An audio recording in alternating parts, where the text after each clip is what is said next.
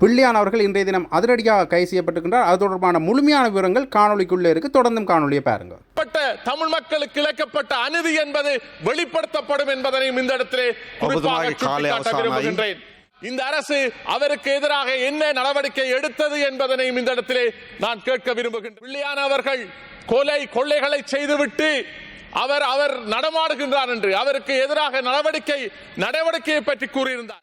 1 லட்சம் மக்களுக்கு மேல் இனப்படுகொலை செய்யப்பட்டது. 2000க்கும் மேற்பட்ட மக்கள் படுகொலை செய்யப்பட்டார்கள். சந்திரகாந்தன், அதாவது சிவனோசைத்துறை சந்திரகாந்தன் எனப்படுகின்ற பிள்ளையான் அவர்கள் கைது செய்யப்பட்டிருக்கின்றார். அதாவது உயிர்த்தனார் தாக்குதல் தொடர்பான விடயத்தில் தான் இவர் கைது செய்யப்பட்டிருக்கின்றார். இவர் அவருடைய அலுவலகத்தில் வைத்து கைது செய்யப்பட்டிருக்கின்றார் என்று தகவல்கள் வெளியாக இருக்கின்றது. அது மட்டும் இல்லாமல் கொழும்பிலிருந்து வந்த சிஐடி பிரிவினரால் இவர் கைது செய்யப்பட்டிருக்கின்றார்.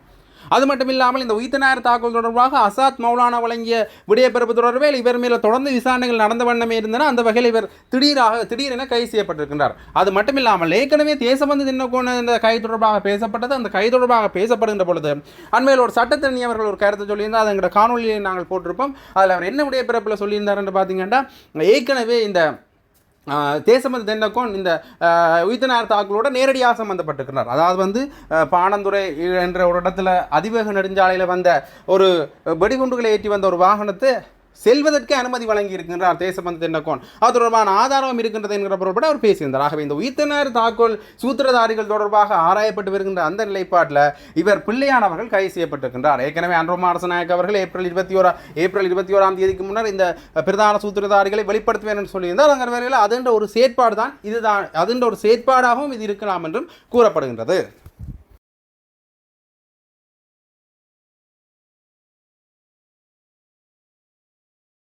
இன்றைய தினம் பாராளுமன்ற அமர்வு நடைபெற்றிருந்தது. அதில் சட்ட ரீதியான பல விடயங்கள் பற்றி விவாதிக்கப்பட்டிருந்தது. குறிப்பாக தேசபந்து தென்னக்கோன் விடயம் தொடர்பாக பேசப்பட்டிருந்தது. பட்லந்து விவகாரம் தொடர்பாக பேசப்படும் என்றும் கூறப்பட்டிருந்தது. அந்த வகையில் இந்த பட்லந்து தொடர்பாக நீங்கள் பேச இருக்கின்றீர்கள். அதே போல தமிழ் மக்களுக்கு நடந்த இனப்படுகொலை தொடர்பாகவும் இந்த சர்வதேச விசாரணை எங்களுக்கு தேவைப்படுகின்றது என்று பாராளுமன்ற உறுப்பினர் கோடீஸ்வரன் அவர்கள் விவாதித்திருந்தார். அந்த வகையில் அவர் விவாதிக்கின்ற பொழுது குறுக்கிடப்பட்ட சம்பவங்கள் நடந்திருந்தன. அது மட்டும் இல்லாமல் அவர் தமிழ் இனப்படுகொலை பலவற்றையும் கூறியிருந்தார். அதிலேயும் குறிப்பாக முன்னைய அரசாங்கங்களில் கூட இதன் மேலே நடவடிக்கை எடுக்கப்படையில் என்று சொல்லியிருந்தார். அது மட்டும் இல்லாமல் ஜூலை கலவரத்தில் ஆரம்பித்து முள்ளிவாய்க்கால் படுகொலை, சத்துருக்கொண்டான் படுகொலை என பல படுகொலைகளையும் அவர் இந்த மண்டல சுட்டிக்காட்டியிருந்தார். அது மட்டும் இல்லாமல் எங்களுக்கு சர்வதேச விசாரணை தான் இது தொடர்பாக வேண்டும் என்கிற விடயத்தையும் அவர் வலியுறுத்தியிருந்தார். எங்களுடைய தமிழ் மக்கள் தொடர்ந்து கேட்கின்ற விடயங்கள் மீது தான், காணாமல் ஆக்கப்பட்டவர்கள் கேட்கின்ற விடயங்கள் மீது தான் என்று பல விடயங்களையும் அந்த இடத்துல விவாதித்திருந்தார். ஆகவே அது தொடர்பான காணொலியை நான் இதோட நினைக்கிறேன், பார்த்துக்கொள்ளுங்கள். ගරු කවීන්ද්‍රන් කොඩීස්වරන් මන්ත්‍රීතුමා, ඔබතුමාට විනාඩි 5ක කාලයක් ලැබෙනවා.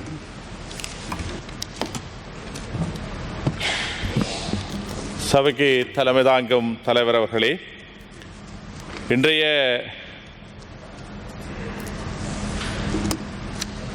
குற்றவியல் சம்பந்தமான மற்றும் மோசடியாக செய்யப்பட்ட சொத்துக்கள், நிதிகள் சேகரிப்பு சம்பந்தமான இந்த பிரேரணையிட்டு விவாதத்தை இட்டு நான் மகிழ்ச்சி அடைகின்றேன். விசேடமாக உண்மையாக எடுக்கப்பட்ட தீர்மானமானது சட்டத்துக்கு முரணாக குற்றமிழைத்தவர்கள் தண்டிக்கப்பட வேண்டியவர்களாயிருக்கின்றார்கள். அதாவது சட்டத்துக்கு முரணாக ஊழலாக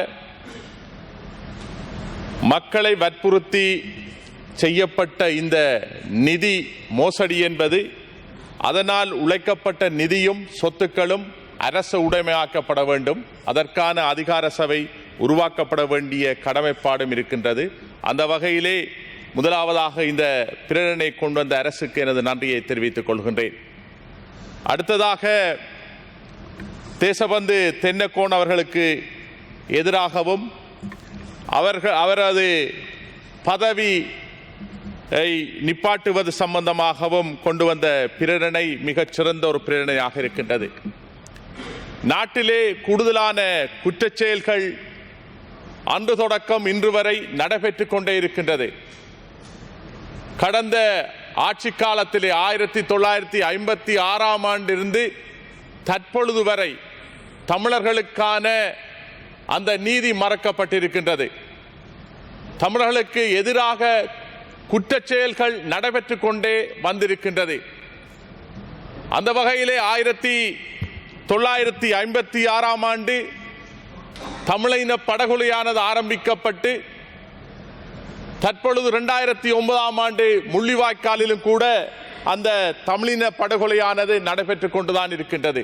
அதற்கான நீதி விசாரணை என்பது இன்னமும் இந்த நாட்டிலே நடைபெறாமல் இருப்பதுதான் மிக கவலைக்குரியதும் வேதனைக்குரியதும் விடயமாக இருக்கின்றது.